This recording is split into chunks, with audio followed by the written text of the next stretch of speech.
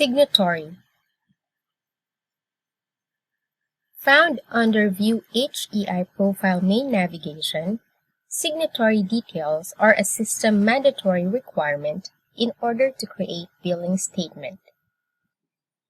The system requires the following details: title, first name, middle name, last name, extension name if any, and position. To save the encoded details, click Update button.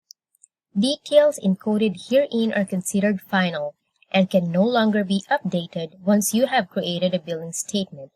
It can only be updated if you delete the existing billing statement, provided that its status is on process HEI and that the billing period is still underway. Else, any alteration shall be upon HEI's request and is subject to PEAC approval. All form fields are required by the system except extension name. If left empty, the system shall display an error message.